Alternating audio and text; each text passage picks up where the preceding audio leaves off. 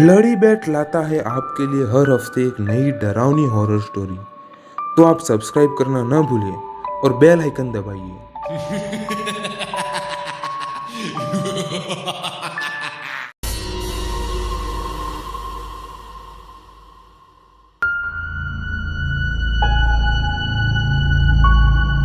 क्या से क्या हो गया। हाँ, बलदेव की मौत ने हमें गहरा सदमा पहुंचाया है। पर आखिर बलदेव को कौन मारेगा? एक ही तो है इन सब का हत्यारा जो यहाँ से भाग चुका है। मंगल, वो भेड़िया ही इन सब का हत्यारा है। तुम कुछ बोलते क्यों नहीं सरपंच? हाँ हाँ हाँ, तुम्हारी बात ठीक है। पर ये बात जो मैं अभी बताने जा रहा हूँ वो तुम सबके लिए एकदम नई और बेहद डरावनी है। क्या बात है सरपंच? बात कल की ही है, जब मंगल यहाँ से भाग चुका था और हम सब ने उसे जंगल में पकड़ रखा था। और जब वो भेड़िए में तब्दील हुआ तो जंगल की ओर से 6 भेड़िए वहां पहुंचे और उन्होंने हम पर हमला कर दिया। क्या? ये क्या बात करते हो तुम सरपंच? इस इलाके में इतने सारे भेड़िए एक साथ कहां से आ गए? इनसे डरावनी बात तो ये है कि वो सातों के सातों अभी भी इस जंगल में ही मौजूद है। अगर वो सब भेड़िए यहाँ आ गए और हम पे हमला कर दिया तो? ऐसा नहीं होगा। उन भेड़ियों से बचने का एक ही उपाय है।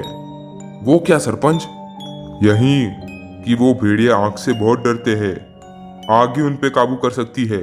तो अब हम कहीं भी जाए साथ में चलती मसाले अपने साथ में ही रखे। सभी लोग नगीनदास की इस बात से सहमत हो गए और ठीक वैसा ही करने लगे। बलदेव के हत्यारे गांव के पुराने पेड़ के नीचे बैठे थे। सभी के चेहरे पर चिंता की लकीरें साफ साफ दिखाई दे रही थी। वे सब लोग सर नीचे रख के कुछ सोच रहे थे कि वहां बैठा हुआ नगीनदास बोला, क्या सोच रहे हो सरपंच? यहीं की पूनम नजदीक है और वो 7 भेड़िए जंगल में ही मौजूद है। पूनम का चांद देखते ही वो लोग भेड़िए में तब्दील हो जाएंगे और अपना बदला लेने जरूर आएंगे। तुम ठीक कह रहे हो सरपंच, पर हम क्या कर सकते हैं? हाँ, हमारी ही गलती हम पर भारी पड़ गई है। अगर उस रात मंगल के साथ हमने कुछ नहीं किया होता तो आज ये दिन देखना न पड़ता। ये सब छोड़ो, जो बीत गया वो बीत गया। अब आगे की सोचो। उस दिन को याद करते ही मेरे रोंगटे खड़े हो जाते हैं। आज से तकरीबन 1 साल पहले गांव में विदेश से 2-3 लोग जंगली भेड़ियों का शिकार करने यहाँ आए थे। हालांकि इस जंगल में जानवरों का शिकार करना वर्जित था, पर उन विदेशी लोगों ने सरपंच को रुपयों की लालच दी। रुपयों की लालच में आकर सरपंच ने गांव के कुछ लोग साधु, अशरफ, अखिलेश, गौतम और नगीनदास की मदद ली और उन्हें कुछ पैसों का हिस्सा दे दिया। उस पूनम की रात को कुछ विदेशी शिकारियों के साथ ये 6 लोग जंगली भेड़ियों का शिकार करने जंगल की ओर चले गए। उस दौरान गांव के कुछ आदमी मंगल सिंह, अजीत, सुनील, कृणाल, अनिल और धीरेन्द्र उस जंगल के रास्ते से गुजर रहे थे। उन विदेशी लोगों ने कुछ भेड़ियों का शिकार किया था। तभी वहां ये 6 लोग गांव पहुंचते हैं और उन हथियारों को देख जाते हैं। वो रात पूनम की रात थी। जंगल में 7 भेड़ियों की लाश पड़ी हुई थी और तभी पूनम की चांद की पहली किरण धरती पर गिरी और भेड़ियों की आत्मा मंगल सिंह, अजीत, सुनील, कृणाल, अनिल और धीरेन्द्र में घुस गई और देखते ही देखते वो भेड़िए बन गए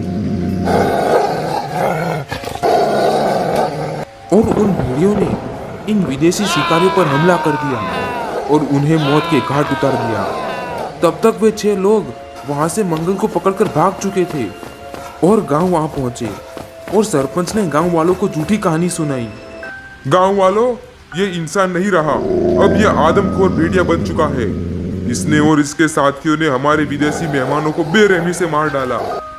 इसलिए मेरी आपसे विनती है कि इसे एक कमरे में बंद रखा जाए और बाकियों को जंगल में से ढूंढा जाए। और तभी से मंगल एक कमरे में बंद था और कुछ दिन पहले ही वो वहां से भाग चुका है और इन लोगों पर मौत बन के मंडरा रहा है कि तभी वहां बैठे हुए नगीन दास को एक बाबा के बारे में याद आता है और वो उनके बारे में उन सभी लोगों को बताता है कि गांव की पिछली खिड़की में एक बाबा जी रहते हैं, अब वही हमें बचा सकते हैं। नगीन दास की बात मानकर वो सभी लोग बाबा जी से मदद मांगने खिड़की की ओर चल पड़े। जंगल की चिचोली नदी पार करके सब लोग आगे बढ़े, पर उनको अपने पीछे कोई चल रहा हो ऐसा आभास होने लगा था। कहीं वो भेड़िए तो नहीं?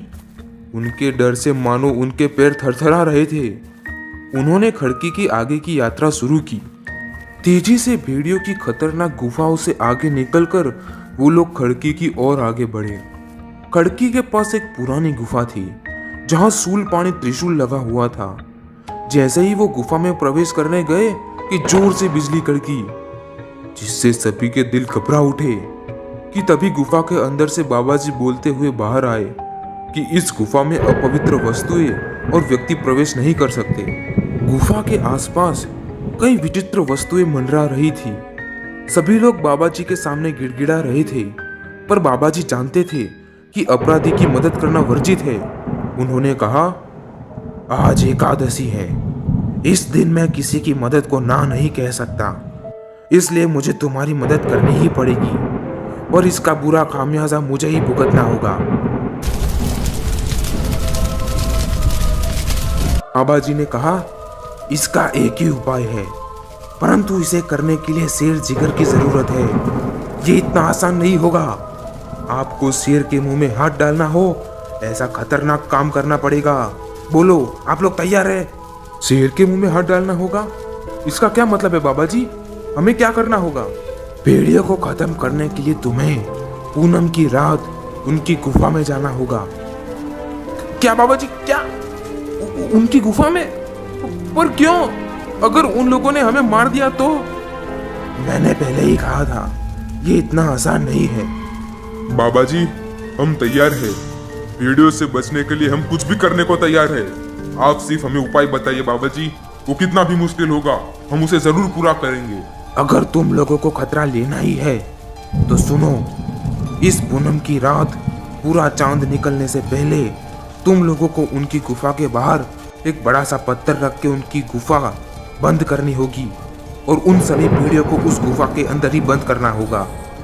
तब मैं यहाँ भेड़ियों को खत्म करने के लिए एक सिद्धि करूंगा। सिद्धि खत्म होने तक तुम लोगों को उन भेड़ियों को गुफा के अंदर ही बंद करके रखना होगा। अगर तुम लोगों ने उनको रोक लिया तो समझो तुम सभी लोग उससे बच गए, पर अगर तुम ऐसा नहीं कर पाए तो क्या बाबा जी? तो फिर क्या होगा? तो फिर समझो उनसे तुम्हें कोई नहीं बचा पाएगा। जब पूनम का चांद सवेरे दृश्य हो जाएगा और वो लोग वापस इंसान बन जाएंगे तो फिर उन्हें मारना तुम लोगों के लिए आसान हो जाएगा। पर यह बात याद रखना, गुफा का मुंह बंद करते समय अगर किसी ने भी तुम पे हमला कर दिया तो तुम भी भेड़िया बन जाओगे। अब जाओ, पूनम की रात का इंतजार करो। बाबा की सलाह मानकर सभी वहां से जाने लगते हैं कि तभी गुफा के बाहर सरपंच का बेटा भूषण खड़ा था। क्या बात है भूषण, तुम यहाँ? क्या चाहिए तुम्हें? कुछ नहीं पिताजी, मैं तो बस आपको ढूंढने आया था। आप ठीक तो है ना? मैं ठीक हूँ बेटा, जल्दी चलो यहाँ से, ये इलाका बहुत खतरनाक है। चलो सभी लोग यहाँ से।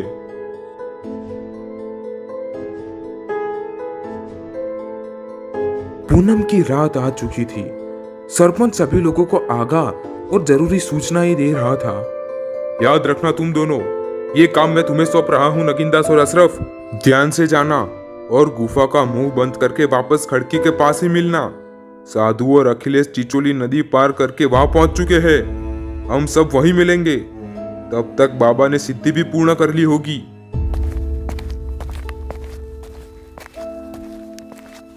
भूषण बेटा, मैं जा रहा हूँ।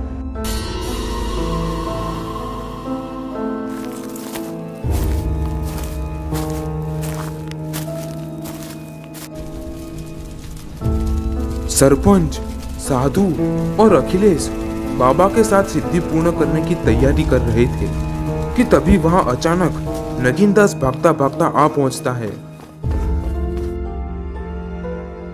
अरे नगीनदास, तुम क्या हुआ है? कहां से आ रहे हो तुम? और अशरफ कहाँ है? तुम दोनों तो साथ में ही थे, बताओ। बहुत बड़ी मुसीबत आने वाली है सरपंच, बहुत बड़ी मुसीबत आने वाली है। पता नहीं उन भेड़ियों को हमारे बारे में कैसे पता चल गया। जब हम लोग मुंह बंद कर रहे थे गुफा का, तब पीछे से 5 भेड़ियों ने हम पर एक साथ हमला कर दिया। मैं तो किसी तरह बच गया, पर अशरफ नहीं बचा। उन भेड़ियों ने उसे खत्म कर दिया। वो भेड़िए मेरे पीछे पीछे यहाँ आ रहे हैं। भागो भागो, जान बचाकर भागो। क्या वो भेड़िए तुम्हारे पीछे पीछे यहाँ आ रहे हैं? जब तुम्हें पता था कि भेड़िए तुम्हारे पीछे है तो तुम यहाँ क्यों आए? हम सबको मरवाएगा क्या तू? साधु, मार डाल इसे, अभी के अभी मार डाल। नहीं सरपंच, नहीं, तुम ऐसा नहीं कर सकते। मैंने हर बार तुम्हारा साथ दिया है सरपंच, तुम मुझे